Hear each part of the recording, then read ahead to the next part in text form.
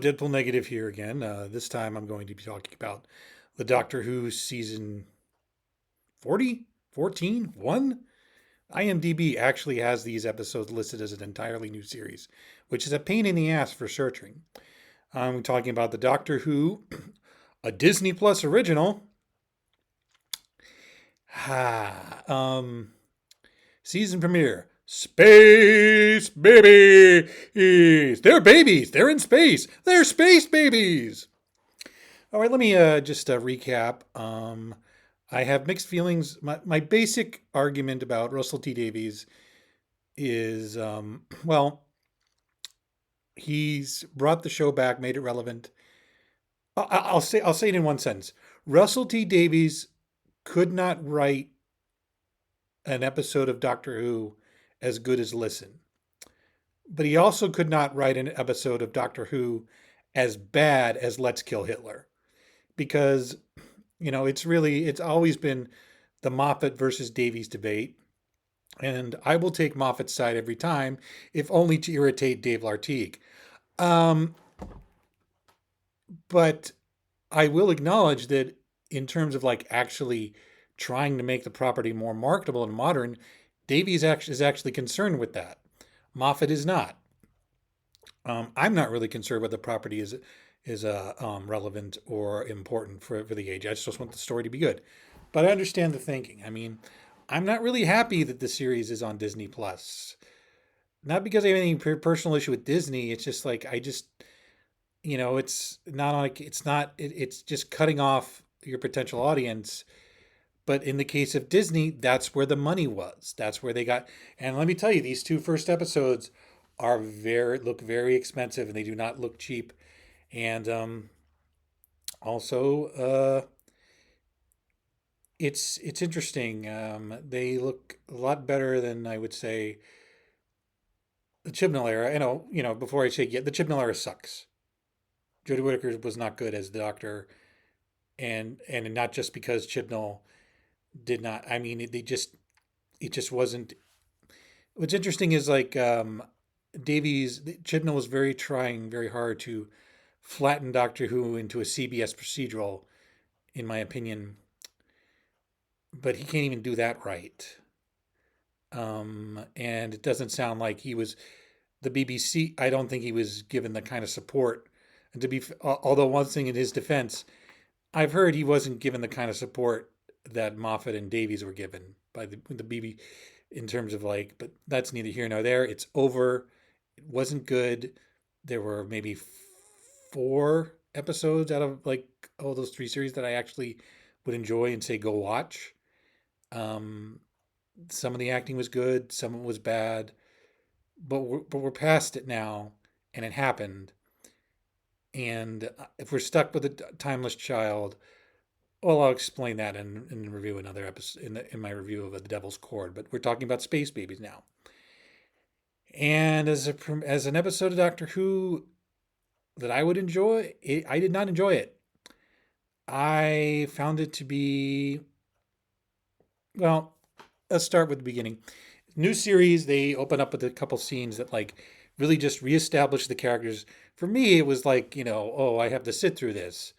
But that's not really like that's the thing. Davies is really, really trying to make sure this is somebody's first episode. This is the old Jim Shooter. We have like the Doctor and Ruby going back to prehistoric times, and there's gag about stepping on the butterfly. And sometimes I think we should just give Ray Bradbury a check every time we pull that plot out. But well, the Ray Bradbury estate, I should say. Um, but and there's another like, hey, this is Doctor Who. These are the rules. Bit in the Devil's Cord. But with Space Babies, so the Doctor and Ruby starts right after the ending of the Church on Ruby Road, and they go bouncing around a bit, and they wind up on a space station full of space babies. Okay, this episode feels like it was written for 11-year-olds. And I don't mean that as a dig. I mean, that was the goal. The stated goal was for Disney tweens to turn this on, to click on this and see a bunch of babies and think, "Ooh, I want to watch this thing." I mean, um, that's simply the reality. You know, I think there are. You got to remember the biggest show, one of the biggest shows on Disney Plus, besides The Simpsons, is Bluey, which is not like the Doctor Who. There's not much of an overlap between the Doctor Who audience and the Bluey audience, but this is very much a kids episode, and I can't really get angry at that because so the Doctor and Ruby get stuck on this. They wind up in a room with in the bottom of the space station, and there's a monster in there, and the monster the TARDIS is down there. So they get up to the top of the station and they meet the space babies. Now it's not like I think 30 or 40 years ago they would have explained this a lot better, but this seems to be some sort of facility where they vat clone grow babies for people that either can't have them. It's not entirely. I mean, it's actually some of the. It's interesting. One of the more interesting aspects of the episode is a lot of it. There's a lot of disturbing implied imagery.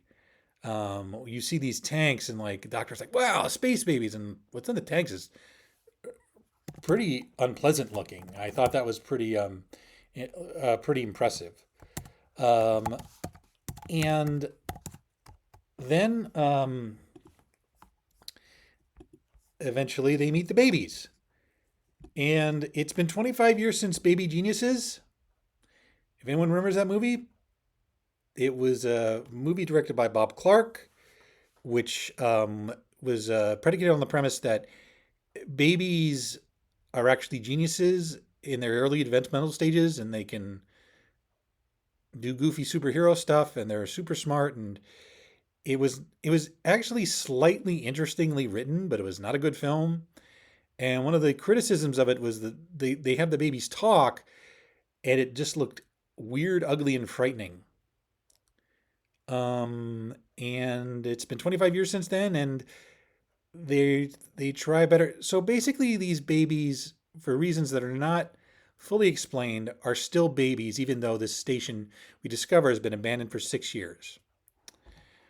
And there's actually and the what I think helps about this is like when I talk about Shruti Gatwa, he does a very good job of making this premise this premise to the doctor is not strange or weird. He's just like, oh, space babies, I know all about this. He doesn't really explain it, but he that I think that's one of the qualities that I think is going to be necessary, um, given because Davies, it's beginning that the statement is beginning. We said this show is going to be more about fantasy and magical realism than science fiction, which is increasingly sounding like a threat because it's worrisome because eventually you find out what the reason for the monster's existence, and there is an explanation, but it also seems like, but it's also a very a wizard did it explanation. Like somehow the the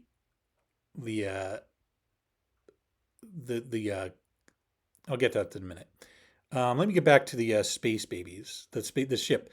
So the babies were abandoned because funding was cut for this thing, and but on the planet it's illegal to turn off the baby making machines, I think. And 6 years, and there's a scene where you see recordings of all the crew members saying, "I'm going to file a complaint. I completely disagree with this."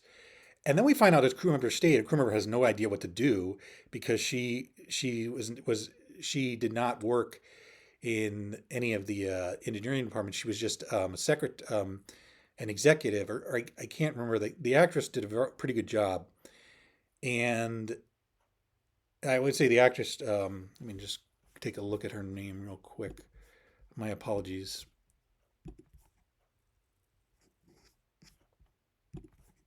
I had her name and then I lost it.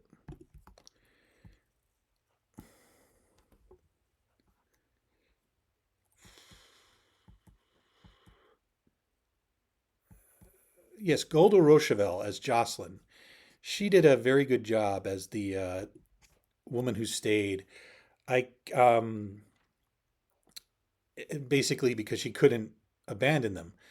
But then I started asking other questions like, okay, this has been going on 6 years and the entire crew was against it. There's no mention of like, can the station can't communicate with the outside. Is somehow not in communication with the planet below because, or there's no way Jocelyn can reach the surface or communicate with anyone.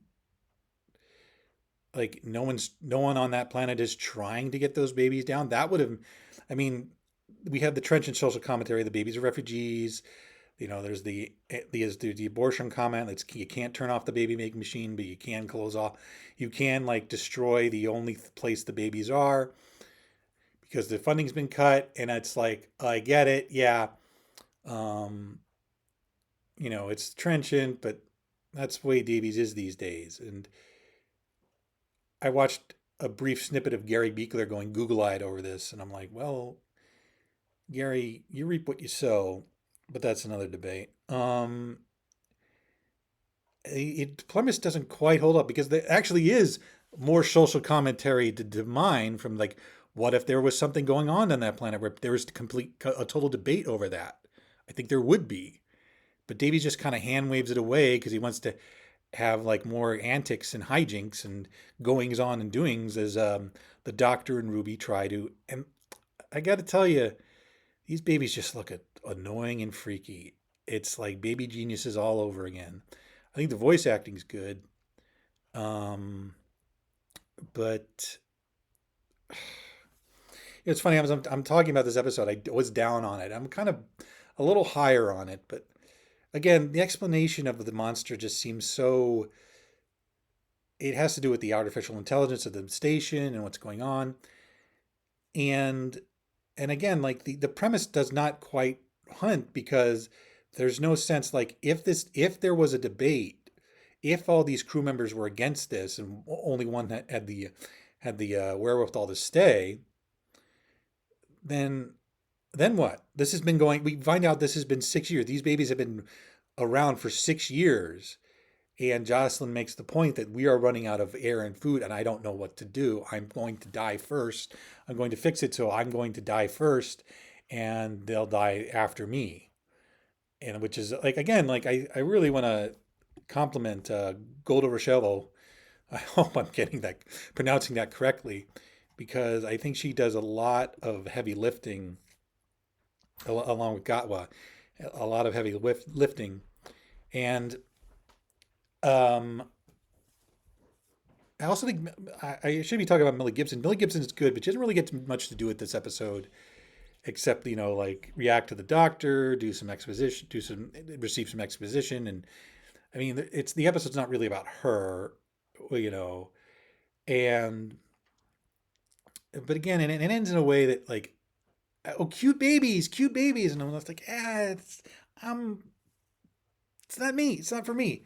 I think a lot. I think if you're a kid, you might get a lot out of this. I mean, I'm not sure I'd show it to my 8-year old niece, well, a 9-year old niece, I should say. I don't think I'd show it to my 9-year old niece, but maybe if I sat down and watched it with her, um, I don't know, because like I'd have to explain like what those baby cloning banks are, and again, the one time we get a look at a pre-grown baby, you got to freeze the frame, and it is genuinely disturbing. I think I got to give the episode compliments for something that's that little subtle bit of imagery. But again, it just kind of builds, and it builds to us like basically you find out the monster is. I'm going to spoil it completely, but what it is and what they do with it, what it is, why it is, and what they do with it is. It's kind of funny because they make a point about there's kind of a sly abortion joke earlier in the episode, but basically the end of the episode is Doctor preserving a life that we don't know is worth preserving. Put it that way. And then and I'm just like, oh, that's kind of it. And then they just end with a joke that is so juvenile and so just so man, if I were 11, I would be with you there, but no, no, no, no, no, no. Having said that, again, I think you see right here what one of the reasons why Shooty got what I think part of the reason is Shooty got what in is very very similar in acting style to David Tennant, in my personal opinion, having watched them both. I would have I would prove this. Watch them whenever they kind of brood the same way, if that makes sense. You watch Sex Education or anything else or anything really. I think that's part of the reason he got the role, because Davies wanted to work with an actor who like who has that sort of angst yet bright personality. But Shooty Got was also a much bigger personality than David Tennant, in a good way. I think he really just like he just I think what's gonna help with this season series with is the series, if this is the tone they're going for. He's gonna steamroll through any weird bullshit that Davies comes up with, and you're gonna buy it. He accepts the space babies premise without any irony or confusion. I mean, I haven't seen it like um and that's rare in an actor, especially these days. So many actors like to cover it with snark, or he just like his version of the Doctor just accepts the weirdness without complaint or confusion or like would I prefer a more curmudgeonly Doctor? Personally, yeah. Would I prefer it? Do I think Davies is that good? Would be right for a curmudgeonly Doctor? No. This is the kind of Doctor Davies wants to wants to use. This is the kind of Doctor Davies wants to play with, and there's nothing wrong with that. But yeah, I just this episode. Um, I wish I could say I go back and forth on it. It just does not work, and it's a disappointing kickoff of the season. But thankfully, and you'll find out in another video, what followed to last night on Disney Plus was not a disappointment. Anyway, hit the bell, like, and subscribe. Talk to you later. I'll be back soon.